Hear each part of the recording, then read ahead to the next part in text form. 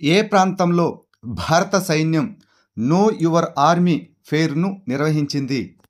హైదరాబాద్. 8వ కౌటిక్ అంతర్జాతీయ చలనచిత్రోత్సవం ఇటీవల ఎక్కడ ప్రారంభమైంది? నైనిటాల్, ఉత్తరాఖండ్.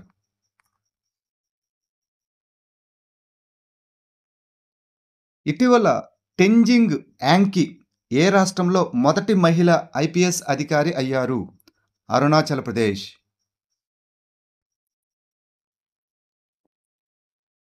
ఇటీవల అమెరికాలోని ఏ రాష్ట్రం విద్యార్థులపై హోంవర్క్ మానసిక ఒత్తిడిని తగ్గించడానికి ఒక కొత్త చట్టాన్ని ఆమోదించింది?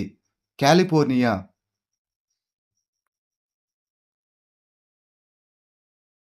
హ్యూమన్ మెటానిమోవైరస్ హెచ్ఎంపివి వ్యాప్తిని ఇటీవల మొట్టమొదటిసారిగా చవిచూసినటువంటి దేశం ఏది? చైనా.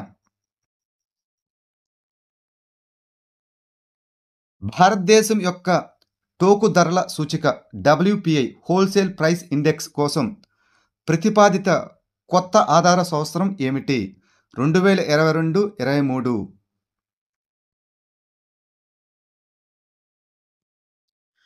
ఇటీవల వార్తల్లో కనిపించిన ప్రాజెక్ట్ విస్తార్ ఏ రంగానికి సంబంధించినది?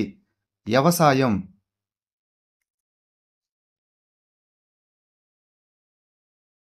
ఇటీవల దేశంలో మొట్టమొదటి ఏ census of coastal and water birds ఎక్కడ నిర్వహించబడింది? జామ్నగర్, గుజరాత్.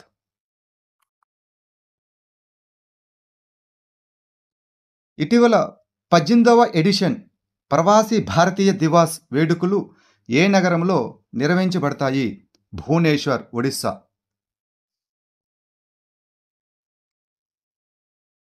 జమ్మూ కాశ్మీర్ మరియు లడఖ్ త్రూ ద ఏజ్ అనే పుస్తకాన్ని ఏ సంస్థ ప్రచురించింది?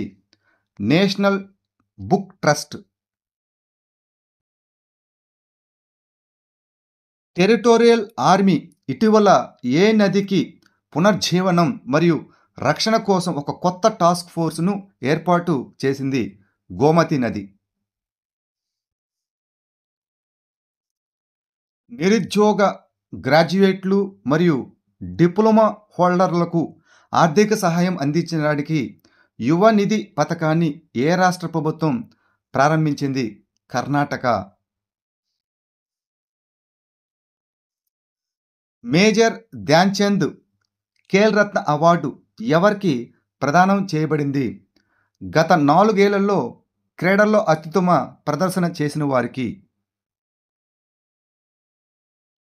ఇటీవల బ్లింకిట్ కింది ఏ నగరాల్లో 10 నిమిషాల్లో అంబులెన్స్ సేవను ప్రారంభించింది? గురుగ్రామ్, హర్యానా.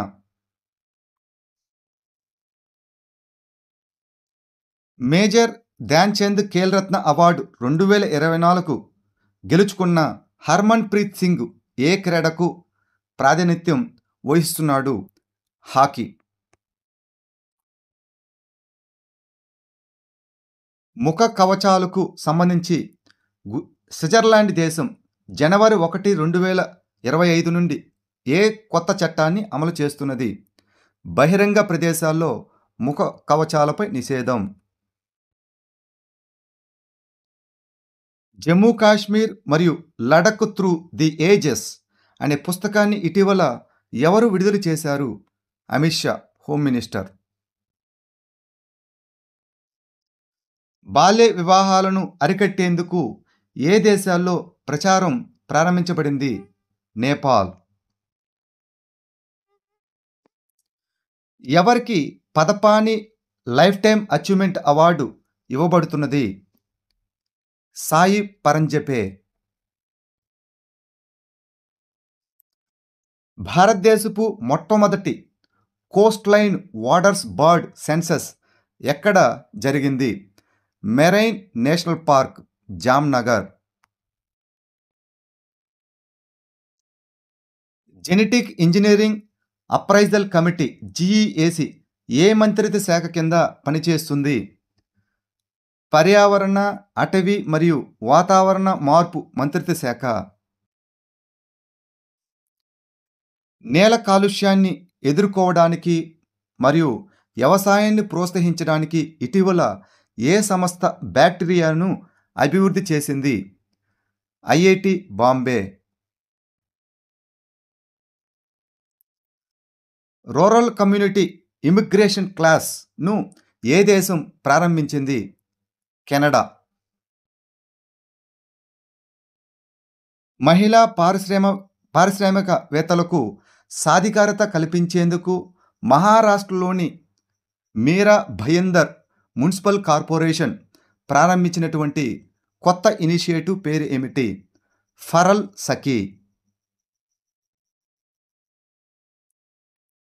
అటవీ పర్యావరణ వ్యవస్థను గ్రీన్ జీడీపీతో అనుసంధానం చేసిన మొట్టమొదటి రాష్ట్రం ఏది? ఛత్తీస్గఢ్.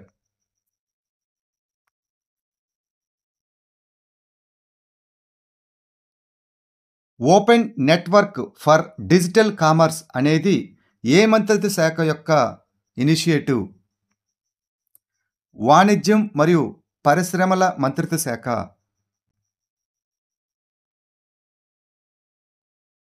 ఇటీవల వార్తల్లో కనిపించిన హతిద దుర్గావతి పంపుడు స్టోరేజ్ ప్రాజెక్టు ఏ రాష్ట్రంతో సంబంధం కలిగి ఉంది?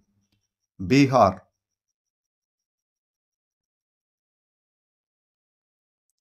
జనవరి 1, 2025న ప్రారంభించబడిన వన్ నేషన్ వన్ సబ్స్క్రిప్షన్ యొక్క ప్రధాన లక్ష్యం ఏమిటి? అంతర్జాతీయ పత్రికలు మరియు కథనాలకు అనగా ఆర్టికల్స్కు ప్రాప్యతను అందించడానికి.